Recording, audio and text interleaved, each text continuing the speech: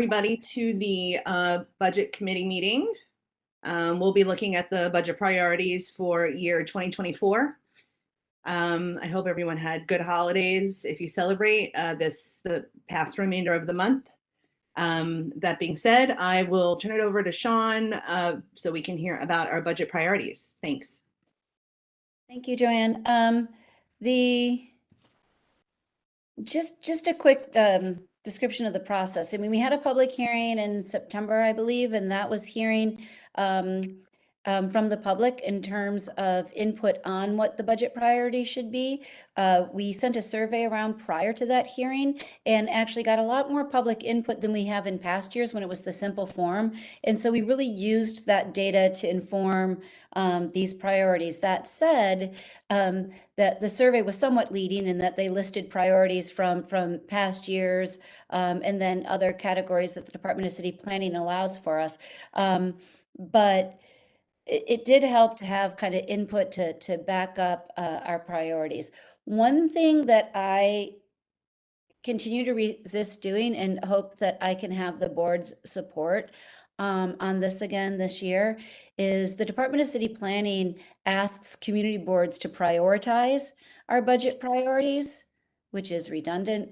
But I just resist doing that because I think it's ridiculous to say that food stamps are, more important than adult protective services, or that programs for merchants are less important than the flooding concerns they have when it rains. So it doesn't make sense to have priorities, especially across agencies, compete. Having said that, there are some things that we can put up higher just based on how long. The criteria I try to use is how long it's been on our list of budget priorities. For instance, the police precinct house has been on the list for about 3 decades. We can also talk about how many requests we get for service delivery.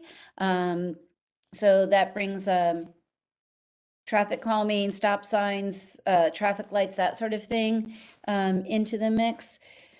We can also talk about the extent to which the consequences, the gravity of consequences if a need isn't met, like providing food stamps and affordable housing and that sort of thing. And then also I use where the community board stands in terms of public community board ranking. We've all heard me say, most of you have heard me say that Community Board 14 ranks last, 59 out of 59 community boards in terms of the number of residents who have to walk more than a quarter of a mile to a park. So that should be a high priority for us. And yet it's hard to say it's more important than addressing flooding conditions when you're a homeowner or a business owner who gets flooded every time it rains more than an inch an hour. So I budget a little bit in terms of the format. Where they make me say that this is our first priority, because if I don't say that we have a priority, they don't let me go on to the next box on the form. So I'll put in the narrative while asked to make choices. We're listing this as a first priority, but please be advised that it in no way is meant to be considered in silo, that this priority, housing priority, is a healthcare priority and a quality of life priority. So that said, we just have our capital priorities, our expense priorities. Many of them have not changed, but the backup data has been updated. I'll stop there because I see a couple hands up, Steve and Glenn. Well, you want to pick one of us? I said Steve first. He's on top of my list. Okay. Thanks. I guess 2 questions. You went mute. Can you hear me? Barely. No. Glenn, go ahead, and then Steve fix that while Glenn's asking. Well, more of a comment. On one hand, I don't really feel comfortable with the idea of us picking certain things over other things as more important. Excuse me. On the other hand, I think what they're saying is, which is something we already know, is they don't have enough money to fund all the things we think they should fund in any case. And with the limited funds they have, they're going to pick certain priorities. The question is, do we want to have a say in that pick, or do we want to not do that because it doesn't feel right? So Glenn, that's sort of true and it's sort of not true. Like within agencies, the agencies are going to be budgeted. And so within an agency, I can rank things within the agency because that they are going to pick certain priorities. But they're not going to take money away from NYPD to give to DHS because we all said that, you know, homeless services are more important than cure violence programs. So I see what you're saying and agree with you within agencies, but I'm just going to offer a little pushback on the idea that that's globally is true. Okay, I don't think it's globally true, but you don't think that it's even vaguely possible that if enough people said one priority is more important than another, that they wouldn't shift any amount of money in consideration of their annual budget? Not across agencies. I think there would be, I think community boards would have very little impact on making budgetary reassignments from one agency to another agency. Okay, thank you. Can we hear you now, Steve? You want to try again, Steve? Okay, I'll Just read put it in the Steve. chat. Yeah, I'll read Steve's questions. Have we ever submitted this without ranking priorities in the past? We always have. And do we know if any other community boards aren't ranking their priorities as part of this process? I think most of them rank because the format makes them put the number in. So they put the number in and they make you sort of drag things around on their platform in order. So to some extent we do rank because we have to put them in order. I just put language in that, you know, I just push back on it in the narrative as much as I can. Thank you. I just want to recognize that Councilmember Rita Joseph is on the call. Feel free to chime in if you'd like to. Glenn, I see you have a hand up again. Yeah, so since you are forced to rank things to some extent, would you be kind enough to let us know what you put as your top rankings? Well, you can see them in the I have submitted this all to the board for preview. They can also, this is just the budget committee taking a look at the at what's being submitted and making any comments on changes that they want to see before the public hearing. The public hearing is just before the November meeting. So I would encourage you to take a look at how they're written. And if you want to chime in, they're basically in the order that they would appear on the DCP form. So if you want things moved around, let me know prior to the public hearing or at the public hearing.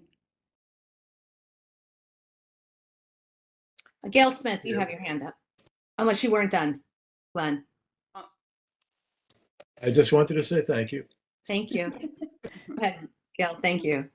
Yeah, first of all, Sean, thank you for the clarification because I was struggling a little bit similar to Glenn's points, but you clarified that. There were a few, and I noticed it at the end, you said if we wanted changes, we need to just email them to you or whatever. But I'm thinking if we do have some, cannot we say that so that everyone knows? It's very few or Sure. okay. So that was it. I just wanted us to go through. I thought it was well done, but there were just a few of them that I just wanted to ask more about of why they couldn't be pushed up further than they were. Like which ones? Go ahead. All right, so well, but that's under expense. You're going to do capital and then expense, right? Yeah, go ahead with the expense. I can flip back there. All right, so on the expense, I was looking at in particular number 10, 11, 13, and 16. As far as them and I'm the question or the comment is not that 10, 11, 13, or 16 needs to be 1 or 2. However, I feel that they should be higher than some of the ones between 1 and 9. Make sense? But I mean, no, it's too vague for me to, I mean, I don't know what. The thing is once I move something up and then I see something that's below it, and then I'm like, oh no, that should go up. And then something else falls down and I'm like, oh wait, no, that needs to be higher. So that's kind of what tell me what if you want to reorder them, where should 10, 11, 12, 16 go?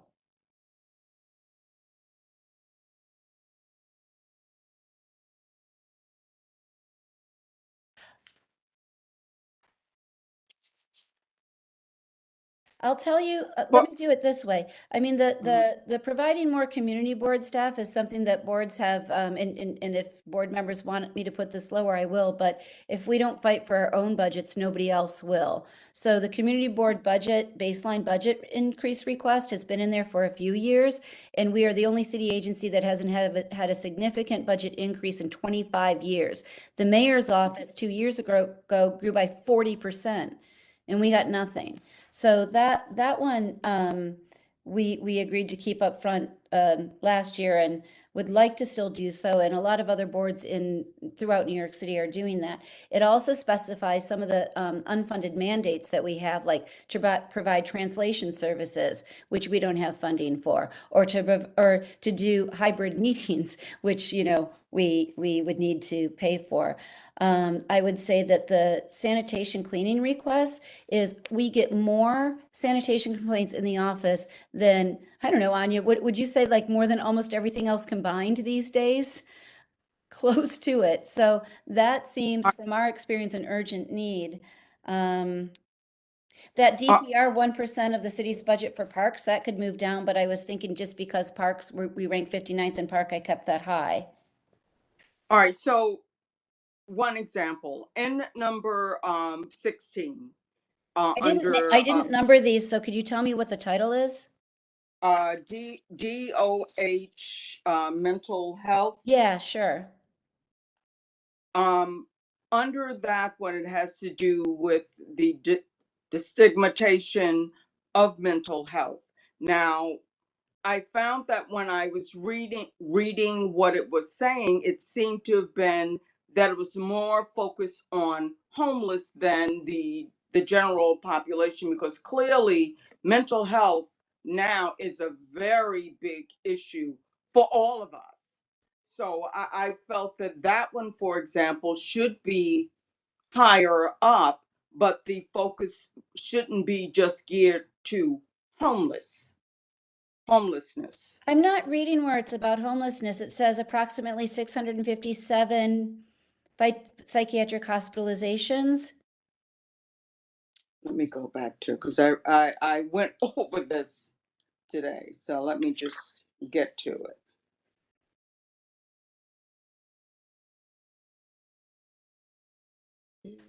But while you're looking, let me say I can absolutely, I'll look to move that up higher in the priorities, and we'll resend this out with that reordered, and can put it, I don't know, up in the top 5. Okay, then fine. Thank you. Was there another one? Others? Yes, but that one, since how you explained it, I'd rather not go through all of them, but I found that one to be very important because it was mental health and it impacts all of us in the United States of America and the world with what has been going on of late. Yeah, and I hear that. I do try to be very provincial about the district on these needs. But I hear you, Gail, and I'll take a closer look at some of the other human service ones. I'll tell you this too, that in our survey to the community, that in that category of health and human services, services to the homeless ranked the highest, but mental health outreach was the second highest in the survey. Yes. Okay. Thank you. No, thank you. All right. I'm just gonna move forward with someone who hasn't spoken yet because we're strapped for time, and then I'll circle back with additional questions. Carl, please. Hey, good evening, folks. Sean, thank you. And so just want to confirm something in terms of timeline. And so, yes, like if any community board members think, some priorities should be shifted elsewhere in the document that was shared, remind me again, by when should we email that to the community board office? Prior to the public hearing that precedes the November meeting, which is November 14th, and the sooner the better, because you're going to tell me to move something up and then somebody else is going to say something up and they're going to toggle. So I'm going to have to, I'll get this back out to the board prior and up on our website again prior to that meeting. So the sooner we can get it and get it up, the longer the public has to review it for the public hearing. Okay, thank you very much for that. Mm-hmm. Thank you. Elizabeth, you're next. Hi, I was just curious why, I guess like a little bit of a history might help inform my question about the prioritization here. But, I do understand that from reading district needs statements for a long time that the existing precinct houses that NYPD has in the 70th precinct has been a like ongoing problem. And I understand flooding issues very, very personally as well. So, no questions there, but I'm just kind of curious why that's like a community board expense instead of something that like NYPD budgets for. And I also just wanted to kind of ask a question maybe a little bit. It looks like if you look at precincts throughout the city that, there's never a sufficient amount of parking for a precinct. And I think that might just need to be something less considered by maybe a land use capital expense request and more considered about like the culture of how NYPD uses the street space, sidewalk space, et cetera. I mean, I know it's like a common problem now when people go by the 7-0 precinct to not be able to pass by on the sidewalks on some side of the streets because there's parking there. But that's also present throughout the city where people have much more parking too. So I guess I'm just curious partly like why is finding a bigger space for that like such a, do we think that will really help? And also, why is this coming out of a community board budget instead of somewhere else? It's not. This is the community board's input on the city budget. Oh, sorry. Yes, you're right. It's okay. Yeah, no, it's okay because you haven't been through the cycle before. But community boards are charter mandated to make recommendations on the city budget. And so we have the public hearing on community input in September, and then we have our own, we write the district needs statement about 6 years ago, more, 7, 8 years ago. DCP, Department of City Planning, started making us write our district needs statement in tandem with our budget priorities so that there was a match, which made sense. But the reason that the precinct house is on this is because for 3 decades, this is something that the community has advocated for.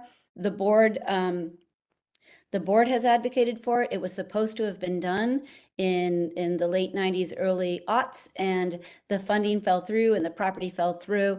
NYPD has acknowledged it as a need. And so to keep it higher on the priority list sort of just holds them accountable than lowering it. Having said that, I am open to the board's direction on dropping it in terms of urgency if asking for something for 30 years doesn't make it feel urgent to you.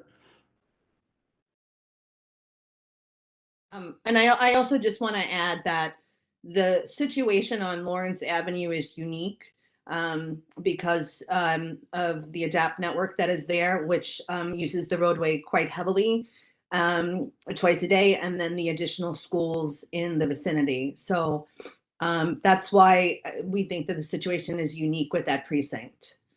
Barden, go ahead. Thanks. I would speak in favor actually of the general order in which things are currently set. I try to look at them sort of as like in thirds, an upper third, a middle third, and a lower third. And I'm comfortable, I think, for the most part. I'm looking at capital just to start. I assume maybe here we'll start with capital and then go to expense. But the capital, to my mind, certainly Newkirk Plaza. I mean, from what I've been hearing and from the community in the committee meeting, I definitely would support what you have as far as top third, middle, and lower. You can drive yourself nuts, and we're used to it on my old board, actually assigning the different numbers to each and every one. And yes, everybody would have a preference. I want this a little bit higher, this a little bit lower, and it literally took hours and hours until we could sort it out. So to me, I like to sort of use it in thirds, and I'm comfortable. And people really wanted to shift within each third. Certainly that that's doable, if it could be a little bit diminishing return. So that's Yeah, I hear that, Barton, and actually I can move that up above the DEP one since that's a lot more vague. And I think, you know, we have a planning fellow who's going to be working on Newkirk Plaza, so I think time is right to add focus to it. I could, you know, drop the precinct and put it up there too. So we can move that one around for okay. I sure. wasn't specifically referring to that, but in general, yeah, I think the priorities seem fairly solid. And again, you know, if you really want to start picking and choosing individual items, that Yeah, sorry to interrupt, but I just do want to say one more thing, and we are running short on time, but I just want to make this clear. The way these budget priorities go to each agency, and Glenn, this kind of goes back to what you were saying too. OMB is going to take this document. They're going to take all of the budget priorities for NYPD and send them to NYPD and DOT to DOT, et cetera. So the other agencies aren't going to know what we asked of their sister brother agencies. So that's another thing. I mean, the fact that we're expressing it as sort of our public document, but internally in the agencies, and I think this board is also well aware of my ongoing complaint that when the agencies respond to these requests, the responses aren't that meaningful. So we do a whole lot of work to substantiate why we're asking for something. And agencies tend to respond, go ask your elected officials, or needs further study. And I'm like, it doesn't need further study. It's right there. We've been telling you about it for 5 years. But so I'm sorry, I went on a tangent. I meant to be brief. But the agencies don't see the other agencies. and then the other thing you can try to, you know, wrap your head around is it better to ask for something higher that you have a likelier chance of getting, rather than something that's sort of a moonshot. I mean, again, these are the things. It depends on how, it depends. Sometimes you just fight the good fight, whether you're going to get it or not. Well, I mean, I certainly agree with the precinct. I mean, it's just shocking. They've edged closer and closer to getting their blank in gear. But I can't help but think that 30 years of asking for it is probably too long to have had to go on with it. Right. Also, they are engaged in a site search. They've been engaged in that site search for 2.5 years. They also spent $1 million to figure out that they couldn't build the precinct where the precinct currently exists, which I keep telling them I could have told them that for $10. Anyway, I'll be quiet. Thanks.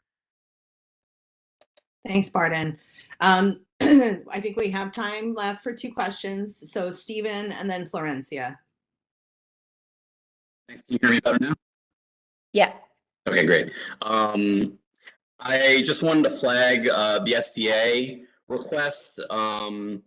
It looked like the data that was Yeah, I can't, your voice dropped out again, but I think you're going to, that it's 2019 data. And, you know, I don't really quite know what to do with that because the data from COVID years and the reentry into the school system, the data is so funny right now. I could just add at last full count or something like that. Yeah, And maybe. I think what I put at the end of this is that I note that, and I say a new needs assessment should be provided by SCA regarding schools and current capacity needs. So but thanks, I'll wordsmith that a little bit better to acknowledge that the data is a little stale. Yeah, maybe just a footnote that, you know, looking at the COVID data might further skew things in a way that is understandable. And then last question will be from Florencia Shingageda. Good evening, everyone. Sean, I just wanted to why do we have to really rank the needs? Aren't they all a priority if they've made the list? I figured if they made the list, they are a priority within our communities. So why then, especially if they're being split, like you said, NYPD to, you know, and the DOT, you know, they're all a priority for our communities. So they should be addressed.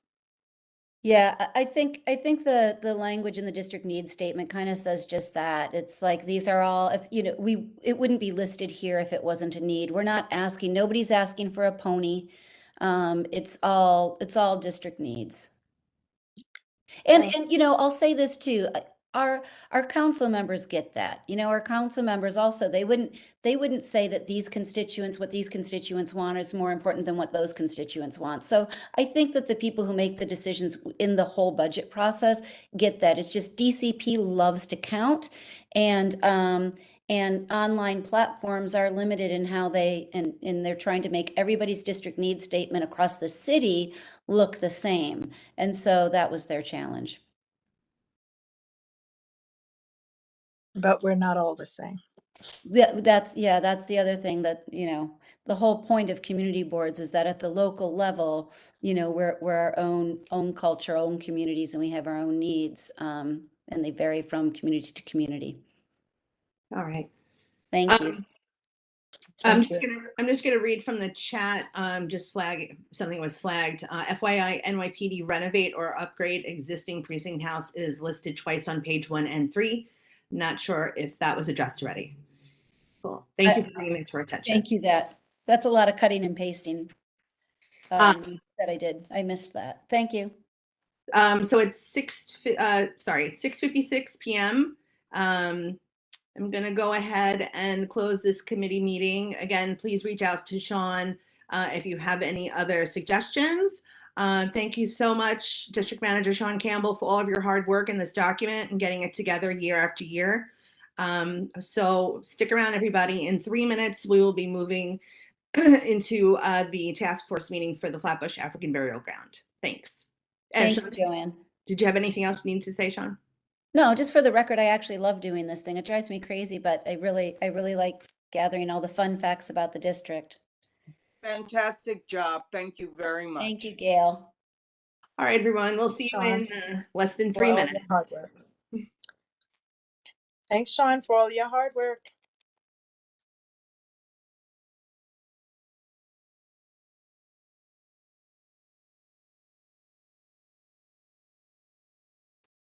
I don't want to be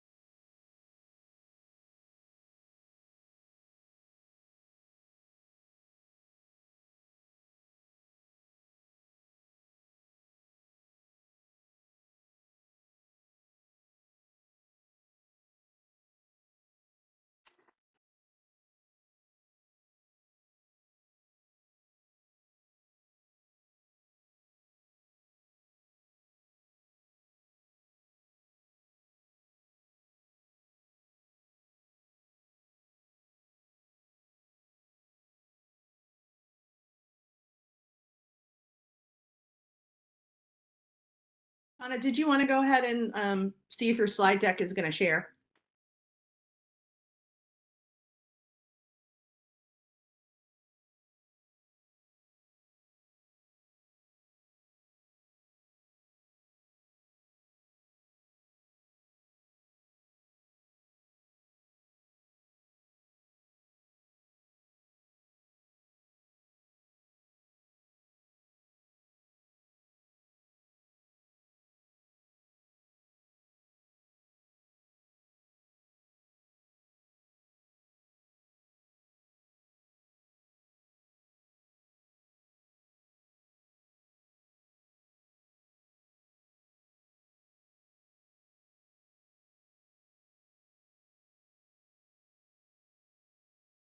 Hi, everyone. I just doing a little housekeeping. I want to make sure that we know who is going to share the slide deck, whether it's going to be the council member's office or if it's our office, and give it a test so we can get going. Yeah, we've been communicating in the background, and Kana was going to share her screen. I don't see her here all of a sudden. Hi, I'm here. I'm Oh, just there you are. trying Sorry about to that. pull it up. It's okay. Your box shifted. Okay.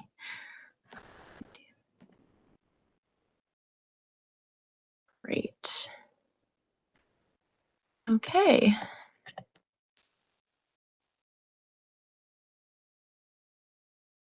Can everyone see the screen? Yes. Okay, let me just see. Sean, do we have everyone here who's going to be presenting?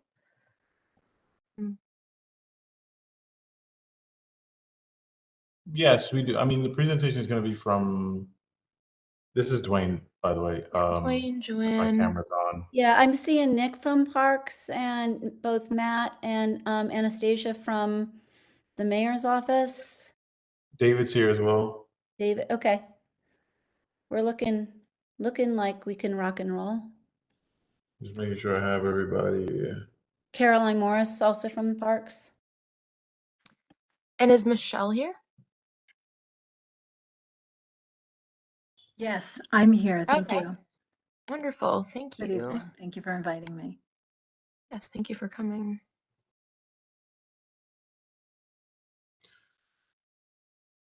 And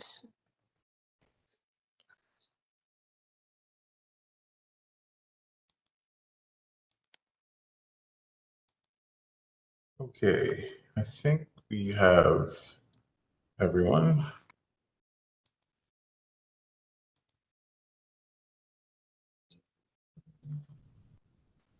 Good evening, everyone. My name is Dwayne Joseph. I am one of the co-chairs for the Community Board 14, Brooklyn Community Board 14, Flatbush Avenue Burial Ground Task Force. My fellow co-chair, Talisha Sainville, unfortunately had a conflict, scheduling conflict tonight, is not able to make it, but our chair has graciously, Joanne Brown has graciously offered to sit in as second chair for the meeting. It is 7:04. I'm going to go ahead and officially begin the meeting. So this is a meeting of the Flatbush Avenue Burial Ground Task Force for Brooklyn Community Board 14. It is October 20th. The meeting tonight will be co-hosted by our esteemed council member, Councilmember Rita Joseph.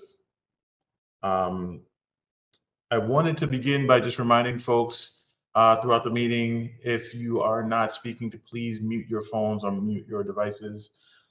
If you are calling in on a phone, you can do that you can mute and unmute by pressing *6. We want this meeting to be a productive one. We want it to be a conversation about the next steps forward. So we are joined tonight by, again, the council member. We're also joined from New York City Parks Department by, I believe they're here, Nicholas Molinari, Caroline Morris, and Davey Ives. I hope I said your names correctly. I see also that we're joined from the Mayor's Office of Community Affairs by David Lewis and Anastasia Yaksova. Matthew Pitt is also supposed to be on the call, but I didn't see his name. So Matthew, if you're here, welcome. And if you're not, we miss you and we hope that you can join at a later time. You may not be on, but I'll be more than happy to address whatever questions that may come his way. I'm on. Oh, you're on? Awesome. Oh, perfect. Yeah. Perfect, Matt. Thanks, Matthew. We're also joined tonight by some special guests. Nicole Holland Dennis. Nicole is an architect who is involved in the Africa Burial Ground in Manhattan. We're also joined by Kenyatta McLean, Kenyatta is the co-founder of Black Space. It's an urban design collective. We asked him to join us tonight because we thought it might be bring an opportunity for them to offer some insightful questions or guidance as we engage in the project, as they are people that have experience in these spaces. So we hope that you will stick with us, and maybe after the presentation, offer some feedback as we move the project forward. That being said, I would like to welcome Councilmember Joseph to begin our proceedings and run through our agenda for the evening. Councilmember Joseph. Good evening, everyone. Thank you. My name is Councilmember Joseph. It's a pleasure to be here to talk to the community members about this very important project in my district. When I was running for City Council, I attended all of the HPD briefings, which gave me an opportunity to hear feedbacks from stakeholders and neighbors. I'm here to continue to support the vision of then Board President also, who recommended that the site be moved from HPD to parks. We've been working hard to understand from agencies about what is the viable path forward for us for this future of the site. After much consideration and brainstorming, we thought Parks was the obvious choice because they are one of the agencies that has their own capital budget and a robust community engagement process. And we wanted to be sensitive to this historic significance of the land. So we wanted to talk about landscaping, and Parks has the record for doing so. Later on in the presentation, they will also explain their capital process and timeline. So this project, as I mentioned before on several occasions, cannot be rushed. We need to work together on this and be patient. This will also take time. It's not an overnight process. Lastly, but I want to update. This meeting is just for updates on as to where we are, keeping the community in the loop. It's not a specific design. We're not in that space yet. That's why we brought on our guest tonight, but this will be a topic for future meetings. Thank you so much, everyone, for being such great partners in this. And now I'd love to turn it over to Parks. Hi, good evening. Can you hear me okay? Yes. Okay, great. I'm Nick Molinari. I'm Chief of Planning for the Parks Department. First, I just wanted to say that we're really appreciate all the work that's gone into getting this project where it is, and that we're excited to work on it. Now that we have funding in place, thanks to the council member, we're poised to start design of this project. So the funding was just transferred into our budget earlier this month. Our process is, and it's been added into our Brooklyn capital project queue for fiscal year 23. So that's the fiscal year that starts in June, starts in July, ends in June. So we're poised to start designing this project probably this spring. What we're doing right now is reviewing all the documents that have been done so far, all the historic documentation, all the testing that's been done, and working to bring on a landscape architect in our capital team. They will still be assigned to this project, and what we'll start with is a community input session, which will likely happen this spring. And the plan would be, to have that input session, and typically we work through the Parks Committee and the Community Board, as well as council member, and we'll work with the task force on closely designing this project to make sure that the open space that's there meets the community's needs and desires. Our typical timeline and process is it's about a year for design of a standard capital project at Parks. So if we start in the spring, which we will, it'll be next spring we'll have, so spring of 23 we'd start design, spring of 24 design will be complete. We would then enter the procurement phase, which is the process for which we bring on a contractor to actually construct the park in the open space, and that's about a year-long process as well. And then a year for construction.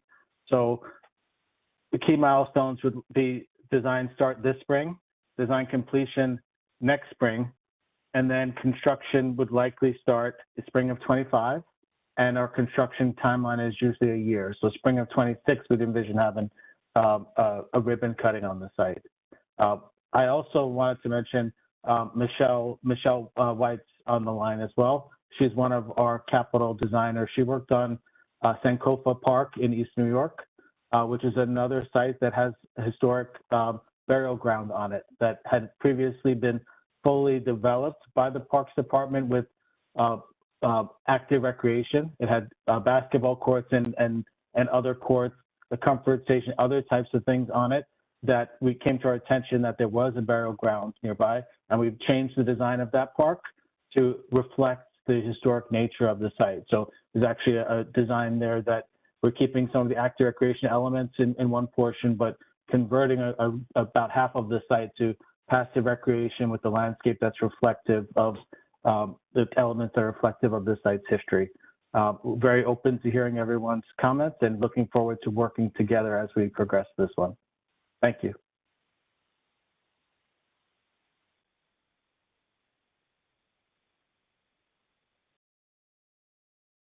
I think Mayor's office, Matt, I think was going to speak next. Thank you, Nick.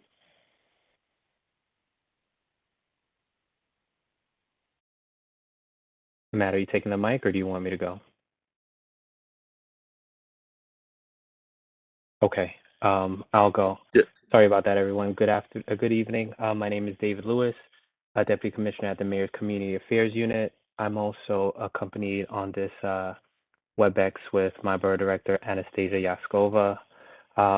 Thank you to the organizers, and thank you for giving us this opportunity to speak tonight. The Mayor was very supportive of the burial grounds staying within the community and allowing the ancestors to be honored. Even before he was mayor, I was able to be a part of the Community Affairs Unit during this time, and the Borough President Borough President Adams at the time had then endorsed a letter along with endorsements from the community requesting that the land, that there would not be any construction on the land, and to ensure that the land be transferred over to a city agency that could better develop the grounds for something that the community and would be honored to, that the community would be happy with. For the remaining of this project, I'll be more than happy to be working with you. This is a really good example of what takes place when community and government work together. We're able to collaborate, and I'm looking forward to even greater collaboration during this time. So I'll be more than happy to share my contact with you after all, but if you have other questions moving forward or for the duration of this project, I'll be happy to work with you and your points of contact as well. Thank you. Thank you, David. Councilmember, do you have any updates regarding sanitation and their actions to maintain the lot?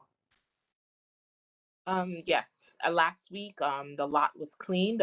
We do have the slides. Connor, are you on to share what and before thing? So cleaning and maintaining the site. This is what it looked like before, and this was what was done last week. So if you walk by the site now, this is what it looks like before and after.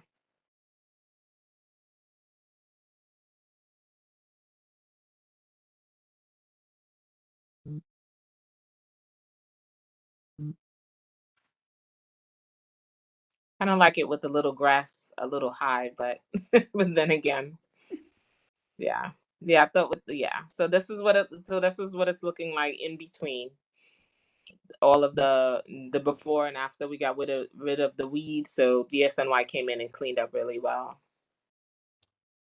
And just a question around that, and Sean, you may be able to help with an answer for this. Do we know if sanitation plans to come by on a quarterly basis, or if it's something that the community needs to reach out to either the member's office or to the district office to communicate overgrowth or trash buildup? Did we sort that out? Did we figure that out with them? What I know is that the garage is monitoring it. It's not done by the garage, but BK14 is monitoring it and referring it to lots on an as-needed basis. I don't know if the council member has something more formal set up, but that's my understanding from BK14. Yeah, we have through Joelle, who's on vacation, we do have a formal setup with DSNY to keep it clean. As needed, as I walk by or he walks by and notice the need, we call them in. Awesome. Thank you so much. We're gonna move into our Q&A session, but before we do, just some ground rules around our remarks and our Q&A session. So because we're meeting remotely, we've asked all speakers to be pre-registered via email to the board's office. Any member of the public who was not able to register in time can follow up directly with the board and staff, and the staff will do their best to include comments in the record and to include in the task force report at the next full meeting of Community Board 14 as appropriate. If the board can just drop the contact information in the chat so people have it, I appreciate it. Please note that the current role of CB14 is to facilitate community discussion with due appreciation and respect for the ongoing efforts of the current community groups, but also mindfully keeping a lane open for other points of view and for those who have not yet been heard on the future of the site. Each speaker will be permitted to speak for up to 3 minutes and may not receive additional time from another speaker. The intent of this public comment period is to permit the board and the community a chance to hear diverse perspectives on public issues. Accordingly, we ask that groups be represented by a single speaker, as we ask speakers to refrain from repeating a point already brought forth in this session. The board has an obligation to conduct its business in an orderly manner. Any person preventing the meeting from continuing will be muted and possibly disconnected from the meeting. With that, I want to invite our guest tonight, Miss, if I may say Miss, Nicole Holland Dennis and Miss McLean, if they're here. I know Ms. McLean is here. If they can provide some insight on their experiences with these types of projects and maybe give us an idea of what kind of questions the board and the community should be asking at this early stage of the process. Hi, everyone. My name is Kenyatta McLean. Thank you for inviting Black Space to be a part of this meeting. As Dwayne mentioned, I'm a founding member and also co-managing director of Black Space. We're Urbanist Collective. We've been around for since 2015. And our collective of planners, artists, architects, people that care about the built environment. I'm learning right now. I'm familiar with the site, but I'm trying to take in and just kind of learn and hear from you all on what's going on. Generally, we have been a part of a lot of heritage spaces. So we've done work around heritage conservation, particularly in Brownsville. And a lot of that work we've taught, I think some of the big things that we've talked about or thought about is when you're engaging people. So when we get into, I think someone was speaking about a timeline. So when you get into that spring 23 time of engaging communities, just thinking and making sure that like cultural bearers or cultural producers or makers that are in the space are being like identified and brought to kind of whether or not host those, co-host those engagement sessions or those engagement sessions happening at those cultural events that are already happening in the community. So it's not laborious for people to provide their feedback. I think another general piece for us in terms of heritage conservation has been about how do we, make sure that there's intergenerational space on this site. So if we think about the site as definitely want to pay homage to the past, and we one of our things that are that really like we run off of is our manifesto. So it's 14 different design principles. One of those being reckon with the past to be able to like ensure the future. And so it's really important for us to have sites of past, but also make sure that like future generations are engaged in programming is created that makes it clear that the past and present and future all are necessary for one another. We have a number of different, like 3 different types of workshops that we work with groups to do. If it becomes something that is of interest at one point, we can talk about that. And I think in general, I just want to kind of listen. I don't have as much feedback yet because I just don't know enough about what's going on with the site, but we're excited to be a part of this. Well, we very much appreciate your perspective and your input and insight around it. As we move this forward, we would love for you to participate and make this site become hopefully what the community envisions in the long run. I also understand we're joined by Michelle Greaves White, who is the architect for the Sankofa project. I believe it's in East New York. Forgive me if I'm Yes, correct. yes, that's it. I'm here. Thank you for having me. Yes. And the Sankofa Park development was a collaborative effort, and it certainly included the community. What's a little bit different, just from my sort of brief understanding of this site, is that the archaeology here has been, mostly done. We understand it's been confirmed as a burial ground. Sankofa, we weren't aware just yet, so we had to do the archaeology from scratch. So it should be a more typical capital project that runs through a year of design, procurement, and construction. So that's good news. And congratulations to all of you who have brought the project to the point that it is now. I understand how hard that is. And I think you've done a wonderful job. And I think Parks is the place for you because it's filled with people who care about cultural landscapes and talented and capable of meeting the community's needs. And we look forward to working on this project. Thank you so much for that insight, and we look forward to working with you. And I'm glad you did mention the thank yous to the people involved in getting this project to where it is. And I think something that kind of gets swept under the rug sometimes is like the work that gets done in the background. A special thank you to a council member who worked very diligently in a very short period of time since she's been elected to have this project shifted from one city agency to another.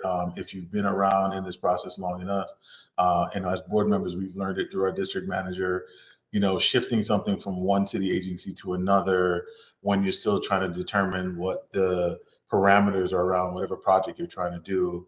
Some of that stuff is still up in the air, is a very difficult task. So we want to say special thank you to Councilmember Joseph and her staff for all of the hard work they did in the background to make this get to this point where it is today. Like, we still have a little ways to go, but to get to this stage in the first year of her term is a big leap. It's a big step, and we appreciate the work that they've done. I wanted to ask our board if we have any registered speakers, if anyone pre-registered. No list of pre-registered speakers. So I invite then the community to, by raising their hand, to provide feedback, input. Board members, if anyone's interested, raise your hand and I'll call on you. Anyone?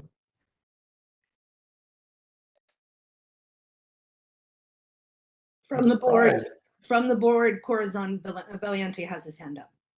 Oh, okay. Thank you. Corazon? Hello.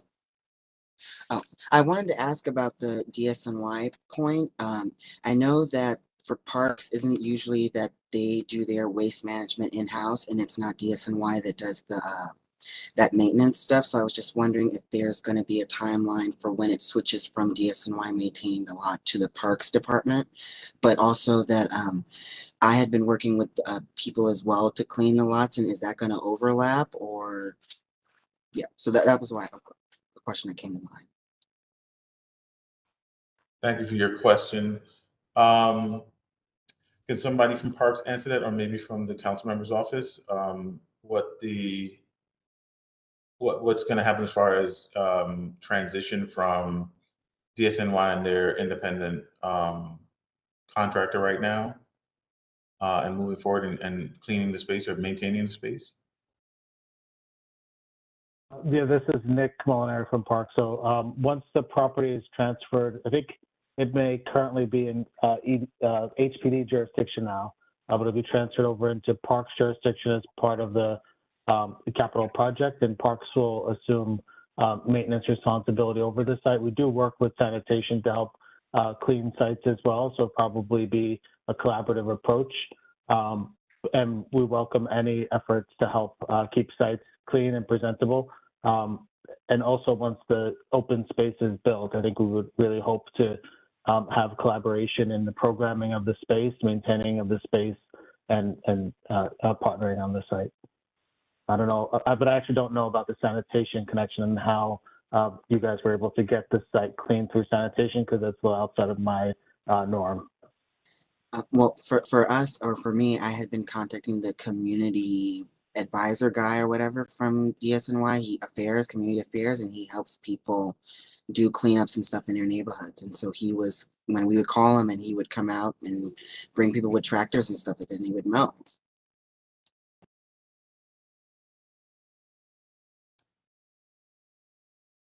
Hi, so this is Kana from Councilwoman Joseph's office. Is your name Corazon? Yes. Great. So I'm happy to send you my information. Actually, I'll just put it in the chat. I can follow up with the DSNY Intergov person. Is it Nick or Jason, perchance? Or someone else? Are you talking to me? Yeah, the DSNY person. Oh, it was Stephen Caruso that I had been speaking with. Okay, great. So we'll follow up on our end and just ask them the question. So I'll put my information in the chat. Thank you for the question. Mm-hmm. Thank you, Corazon, and thank you, Kana, for the follow-up. Gil Smith.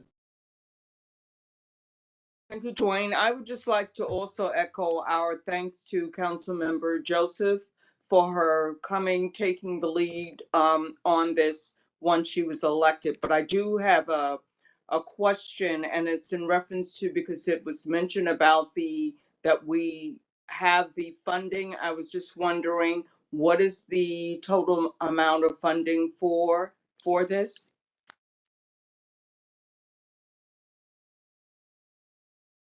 I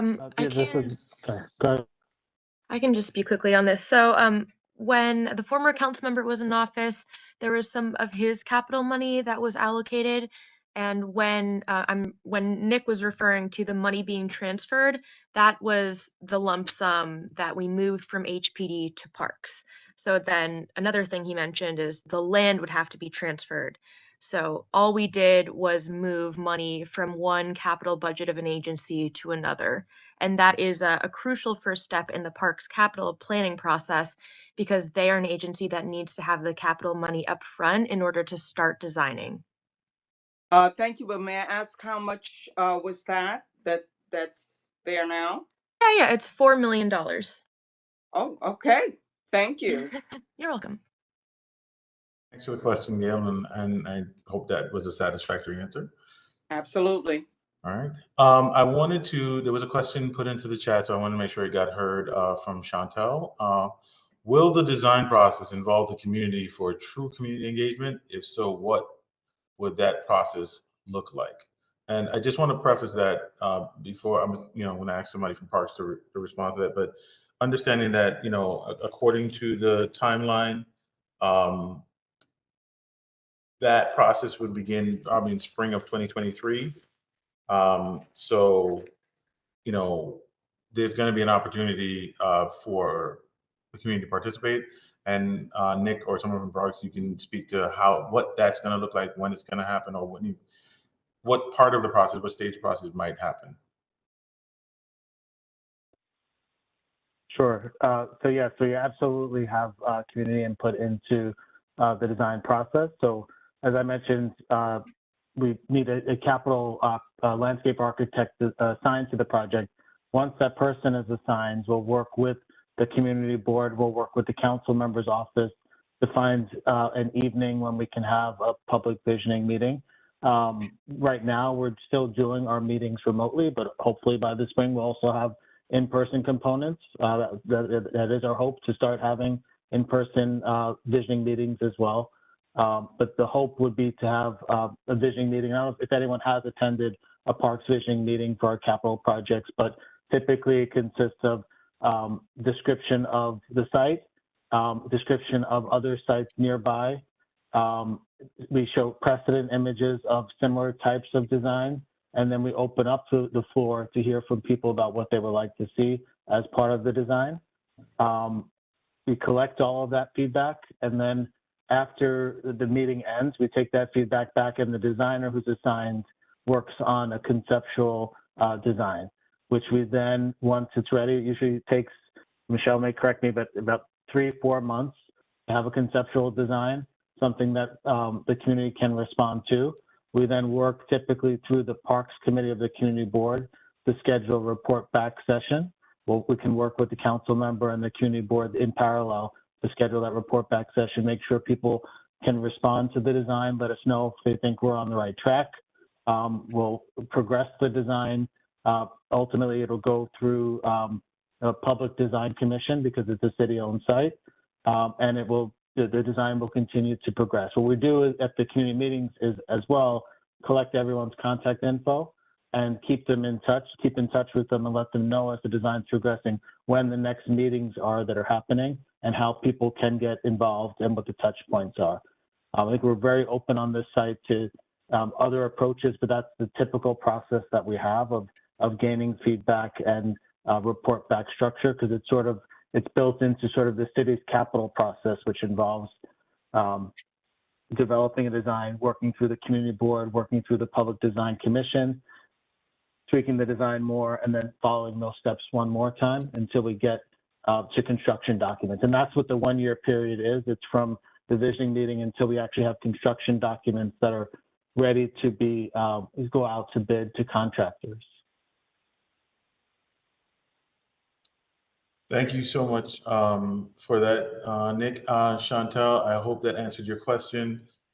Key in all of that was that you've got to be in the loop to make sure you get notices about these meetings as they come up. I would very much encourage you all to head over to CB14brooklyn.com and sign up for the board's mailing list so you can be informed about the different committee meetings. And as Nick mentioned, a lot of this is going to come through our what we call it the Community Environment, Cultural Affairs, and Economic Development Committee, my committee. So please, if you want to get that information, if you want to know when our meetings are, you can sign up on the website to join the mailing list. Also sign up with the council members office to be part of her newsletter. She sends it out quite regularly, and it has quite a bit of community information in it. So you got to be in the loop to know about it. Make sure you sign up accordingly. I wanted to also quickly, because I just realized, and it was tipped to me that she joined the meeting and I did not see you before, so forgive me for not acknowledging you before this, but we are also joined by the executive director of the Flatbush bid and the Church Avenue bid, Ms. Lauren Collins. Lauren, you want to quickly just introduce yourself and speak to that specific area of Brooklyn, since your bids kind of intersect not too far away from the site?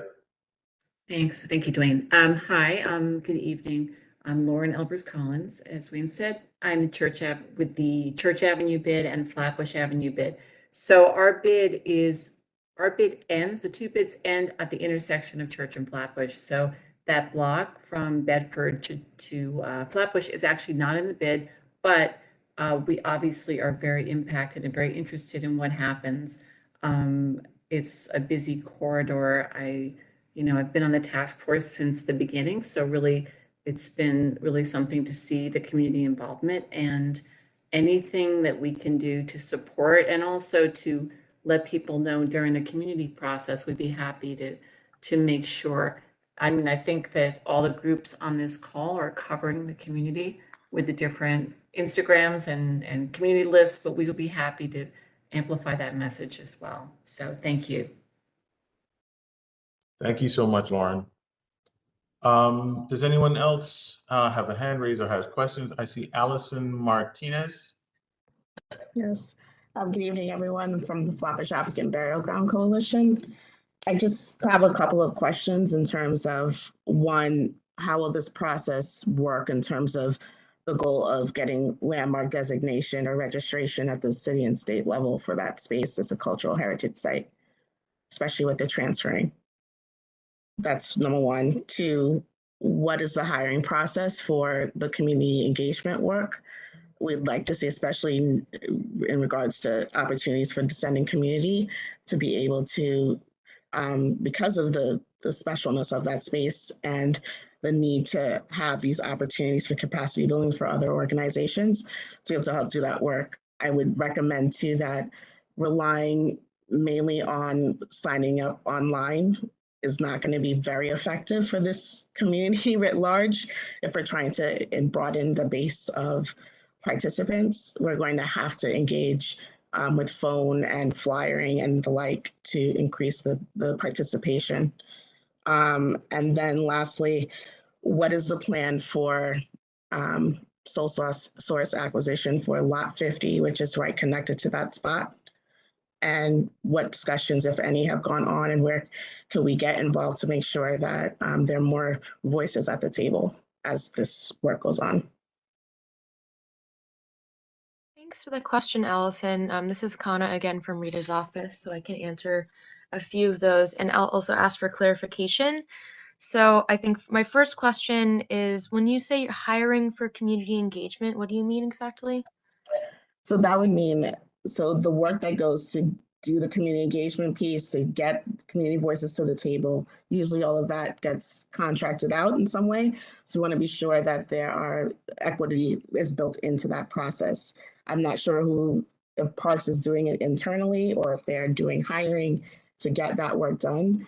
But you have a lot of community-based organizations on the ground who have direct connections to community, and this would be a good opportunity for them to get work that doesn't often come their way. Okay, sure. So I know from our angle, from the council members aspect, we're not going to be hiring like an extra firm or doing this like out of house. I don't know if Parks would either. I don't think so, right, Nick? I could speak to that too, Yeah. whenever you Yeah. Nick or John. Sure, David, if you want it, but I think on this one, Parks typically does our community engagement in-house, because we have our partnership with Parks Division that they're partners out in the communities that can help connect with organizations. But by all means, we're interested in hearing who the groups are that are out there. If we can connect Allison, I put my contact info in the chat as well. Would like to hear who the groups are, because I think what we really do want to do is make sure we have really robust community outreach, that we connect with all the groups. I appreciate the bid saying they would also help get a robust outreach for the community meetings when we have it. But that was envisioned that it would be in-house outreach for this one, not a contracted out outreach, but open to having partners as well who can really help get the word out. That would be great. Sorry, David, I think I cut you off. So that's what HPD had done, but this, if we could have partnering, there's a couple of groups on this call right now even who would be great at that opportunity. All right. Absolutely. Absolutely. This is Councilmember Joseph. Definitely, we do want community partnership. Also, we are going to do grassroots. We will be at the churches. We will be giving out flyers. We'll be doing phone calls, dropping them in the WhatsApp, and meeting people wherever they are, so they are aware of this project. This project is near and dear to us. And as we said, we're not going to rush it. We want to make sure that communities involve voices, and we hear all of our integrate as many voices as possible. And Allison, we also welcome any input and suggestions if you know of a group of people who don't have Zoom or, WebEx, and you want to reach them and just let us know, please, we welcome your feedback and suggestions. I think the other question I had was the lot 50. I think we can email about that. That was not in the agenda, and we haven't looked at that in depth yet. We're just looking at this one because it's like the city-owned land, and it's a lot easier to decide what happens there than if it's a private lot. But yeah, I mean, feel free to explain a little bit more here, or we can also go into more detail after. We can definitely follow up and have an open dialogue about Okay. that space. Great. Thanks. Yeah, my email's in the chat. Definitely. And then lastly, just about how the transition works when it comes to landmarking and registering, attempts to register that space as a cultural heritage site or landmarking. Is cultural heritage space like a specific branch of the Landmarks Preservation Commission? We have had, like, through the coalition, we've had discussions about getting it registered as a protected site. And Okay, I don't know the formal process of that, but I'm happy to also talk about that with you offline. Sure. May I say something about the landmark status? Through the documents and the research that you guys have done and I have reviewed, it's my understanding that the footprint of the church, I think it was a PS 90, that was on the site and then demolished, that it had landmark status, and I understand that that will carry through. I don't think that entirely answers your question, but I just wanted to put it out there that the footprint of PS 90 has landmark status, and I believe that that will continue to have landmark status. Yes, and anything moving forward with LPC would have their own hearing process. So they would have a hearing, and then I believe it would come to the council for a vote at some point.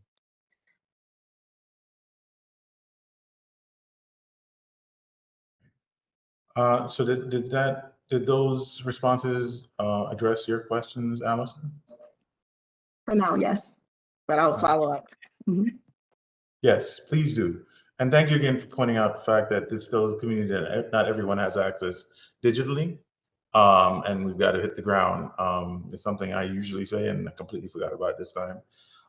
So thank you for reminding us that that's still a very important way to communicate with the residents in Community Board 14 and then just Flatbush in general. So I see a hand raised here by, I'm guessing a representative from Community Board 17. Could you just introduce yourself? Hi, thank you so much for having me on this evening. Please forgive me, I'm not in a space where I could be on camera. However, I echo what Lorraine said. The site is not in CB17.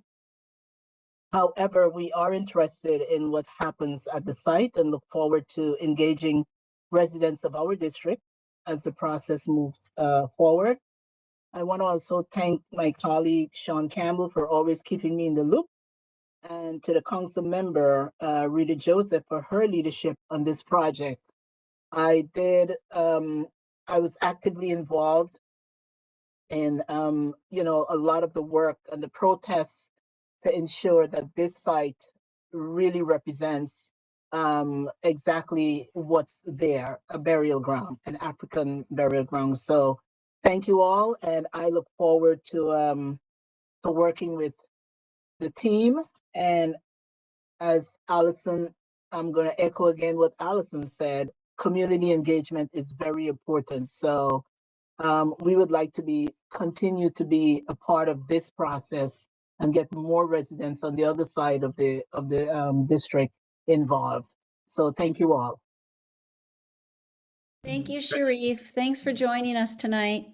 You're very Good to hear your welcome. voice.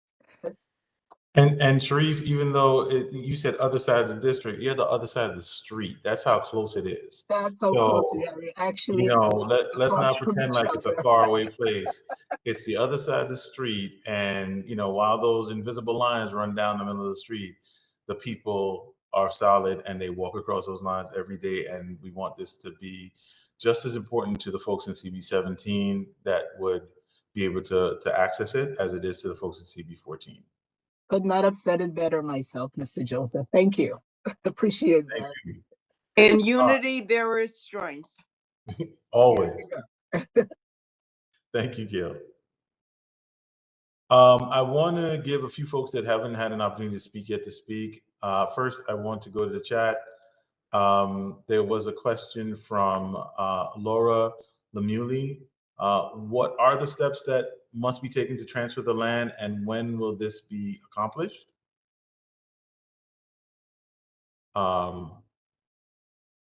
Nick, would you be able to answer Nick, that question, yeah. or council member's office? Yeah, I can answer the question. So it's property that transfers from agency to agency flows through Department of Citywide Administrative Services. So it would be surrendered by the current agency to DCAS. So they would write a surrender letter to DCAS. Parks would write a request letter to DCAS. DCAS simultaneously accepts the surrender from one agency and transfers it over to the other agency. So that's something that now that we have the funding in place, we'll work on the transfer. It can happen relatively quickly. By the end of this calendar year, I'd envision that the property is transferred over to Parks, and we'll keep the community board and council members office updated as both community boards and the council members office updated as that change happens. We wanted to have this meeting first before we did any kind of land transfers in case there was, opposition to it coming over to Parks. If people felt this wasn't the right approach, we didn't want to jump those steps and start the process until these meetings happened. Thank you so much. I hope that answered Laura's question. I see a hand raised by Tricia Oleyinka Ben Davies, and please forgive me. I hope I didn't butcher your name. That was a great try. Thank you so much. I'm so happy to be here. Thank you all, and thank you everyone who's been working on this project. It's been such a long process, and we're continuing. My question actually is about community engagement. I am trusting that as we reach out to people and start having conversations and meeting people and spreading the word, that we're going to come across people who may be direct descendants. Like I'm a descendant of enslaved Africans. I'm claiming these bones as my ancestors. But there are people who have lived in Flatbush for a long time and have ancestry that they can actually trace. And so I'm wondering about the anthropological piece of this. I think there's been some talk when we were having those HPD sessions a few years ago about doing another dig. And I think that they had said that they had put out a call on ancestry sites and things like that. So I'm wondering, it sounds like this is going to be in Parks and we're talking about designing and things starting next year. But as we engage with people and possibly learn about people who have been in the neighborhood for a long time, is it possible that we can still do that type of work and to find out if the remains there have any connection to the people anywhere, really? People live all over. I'm also curious about I think this was in 2001, right, when they did the initial dig. Those human remains were reinterred at the Dutch Reformed Church. I'm wondering if there will be a process of reinterring those remains on the site itself. I think that's all my questions for now. Thank you. Thank you for asking that. Thank you. I could answer that unless Nick, you want to take it. But we don't have any intention to reinturn the remains at the Dutch Cemetery over on Bedford. So there's a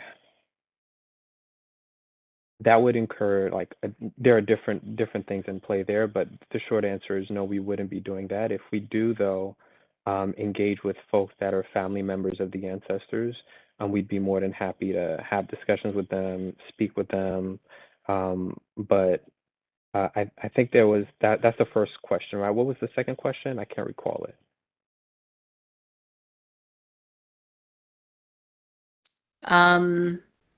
I believe I asked about, yeah, as we do the community engagement.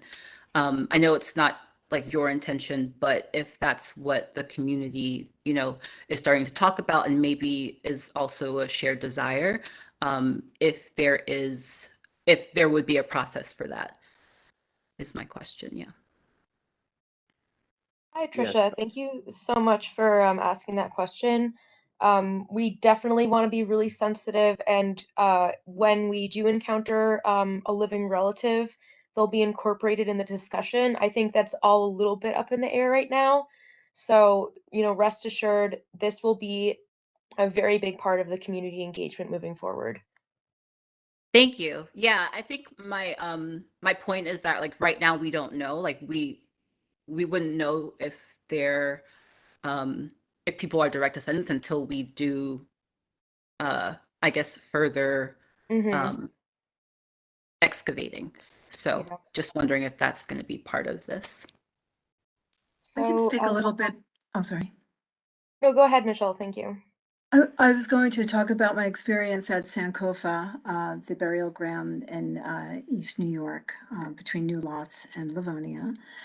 So the archaeology there, when we did the test pits, we did like 10 test pits, and 8 of them came back positive for human remains. All of them were fragmented, and we weren't able to do any DNA testing because we didn't have, large enough samples. Also, it was the community's like wish to kind of let things lay where they are and to reinter them on the site, and to do that in a way that was respectful, and to design a commemorative space where there could be gatherings for libations and libations and community meetings, a place for people to grieve and to celebrate. So the approach at Sankofa was to just not do any DNA testing.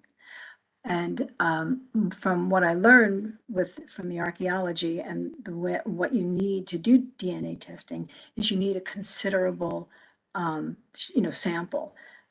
At Sankofa, there are in fact intact burials below grade, and the design avoids them. And the archaeology work that was done, we have a protocol in place, and we'll have that here too. So that in the event that human remains are found during the excavation, I don't want to speak too much about this in terms of I don't know what your plan is. Like if the community decides that we're going to have more testing, that's one thing.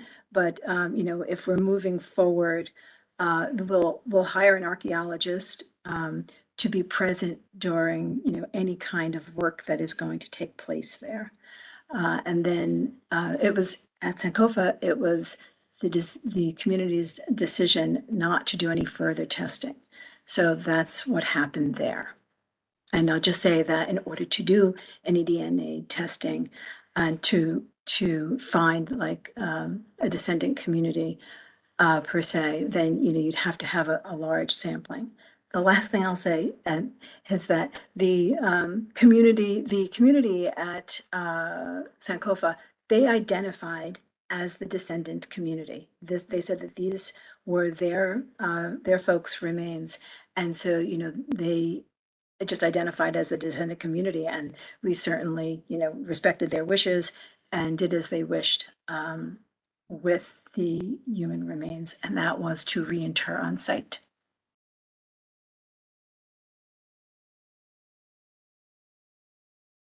Was that helpful in answering your question, Tricia? Yes, thank you. Thank you for the question. As we're coming up on the hour, I want to be mindful of the time. I'm gonna again offer the opportunity to folks who haven't had an opportunity, had a chance to ask a question. So Florentia, Chan, Jada, and then Corazon Valentine. And I think after those two questions, we'll consider closing out the meeting. Florentia? Thanks, Dwayne. Good evening, everyone.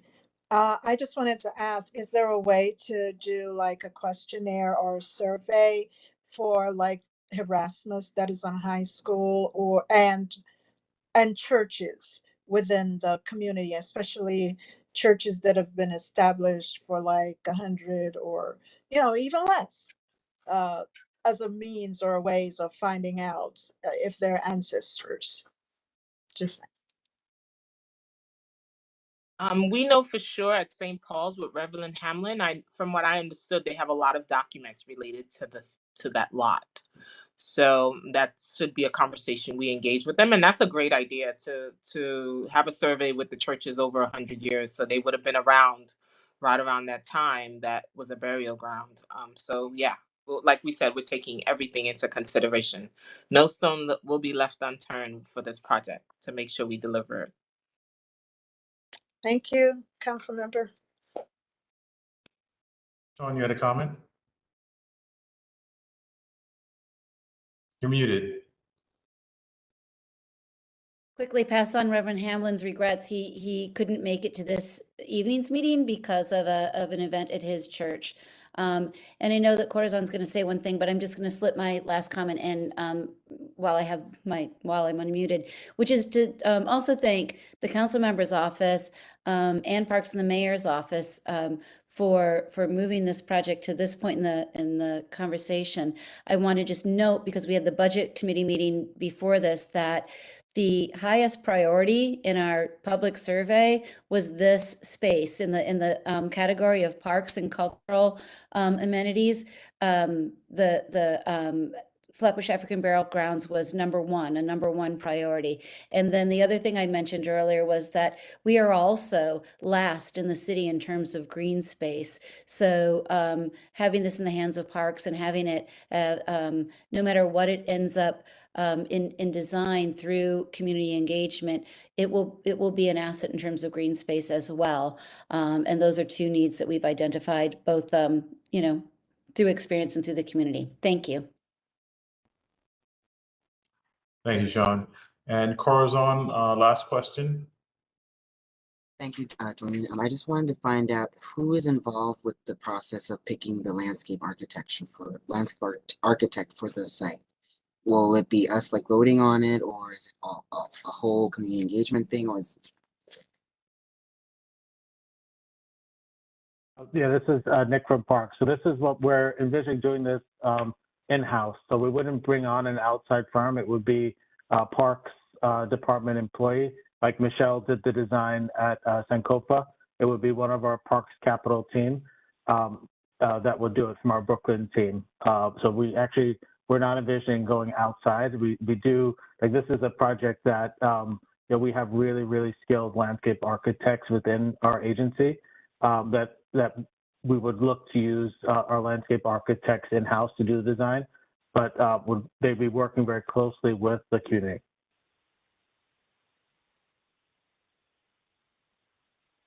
Answer your question, Corazon?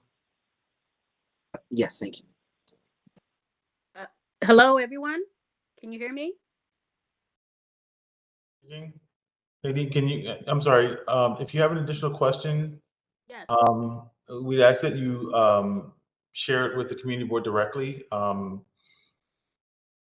we're rolling up on 8 o'clock now, we want to be respectful of everyone's time here, especially our partners. But we encourage everyone to reach out to the community board directly. You can reach them at info@cb14brooklyn.com with any questions you might have, and we can share those with the appropriate offices. Thank you. All right. With that, I just want to quickly just go back over, as Nick shared it, the schedule or timeline for things to happen. The hope is that the transfer, as you mentioned, Nick, will happen by year's end. The internal process between surrendering of the space from one and receipt of the space to another agency, specifically Parks. You're hoping that it'll happen by year's end. Year one will spring of 2023. We're looking at the start of the design process with community information sessions that will speak to, community needs or wants or desires around what the space will look like, how it will be used. Then in spring of 2024, there's an anticipation that the procurement phase would start, where you're going to be reaching out, I'm assuming with these RFPs, RFAs, to potential vendors to help with the overall design and construction. And then the actual construction phase will start, if everything is on time, in spring of 2025. I can't believe I'm saying those years right now. I feel like I'm in the Jetsons. Construction will start in 2025.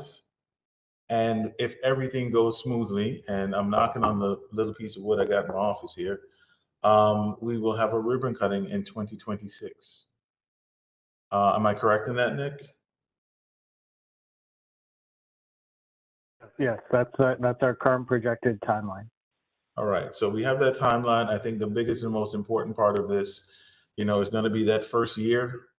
And again, like Allison mentioned, and like, the board has mentioned, and the council member has mentioned, Allison Martinez from the community, we've got to find every way to get as many people involved in this as possible so that the community has a voice. It's critical. We've had a lot of people over the years have input in this, and we got it to here, we got it to now where it is, and it's a promising stage to be in, because if everything goes well, we will have something that we can celebrate and that represents, the folks that are interred in that space, that will celebrate their life and their legacy in our community. So let's make sure we get the word out in any way, shape we can, connect with as many offices and agencies here that you can, and organizations that you can, and we'll find ways to get the word out to the community. So with that, I am going to thank everyone again for their participation. Thank you again to the council member for taking the time to work so diligently on this in the first, stage of her time as a member. Thank you to our Parks Department folks and the Mayor's Office for engaging in this discussion and highlighting what the plan is and the path forward is going to be.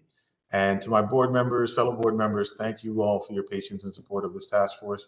Sean and the team in the district office, thank you for putting all of this together and keeping us on track. And our special guest tonight, Ms. McLean, thank you for participating. Michelle, thank you for participating. We appreciate it. We look forward to working with all of you as we move this forward. With that, I ask for a motion to adjourn the meeting. Motion to adjourn. Second Florencia. motion, Hindi Benda. Okay. So motion from Florencia, seconded by Hindi Bendel. This meeting of the Flatbush Avenue Burial Ground Task Force for Brooklyn Community Board 14 is adjourned at 8:04 p.m. on October 20th. Don't I want the summertime back? October 20th, 2022. Have a great night, everyone. Thank you, everyone. Thank you, Good Dwayne. to see you guys. Thank you, Dwayne. Thank you. Have a good night, all. Good night, Have a good night. everyone. Thank you, Very everyone. Good night, informative. everyone. Great discussion. Yes. Yes. Yes. Very good discussion. And thank you.